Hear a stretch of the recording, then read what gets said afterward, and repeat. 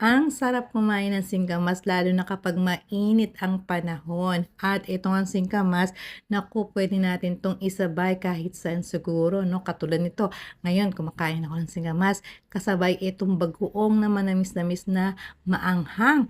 Kung wala naman ito, puwede rin namang asin lang o di kaya yung asin na merong, siling labuyo para maanghang o di kaya naman ay suka na maanghang. Pero sa totoo lang, kahit wala naman talagang sawsawan, ang sarap kaya talagang nguyang-nguyain itong singkamas, lalo na nga't ito ay sariwa at malutong. Kagaya nito, naku, kahit maliliit lang 'tong singkamas na 'to, talagang napakasarap. Yung iba naman kasi mas gusto yung malalaki, pero ako gusto ko itong maliliit lang.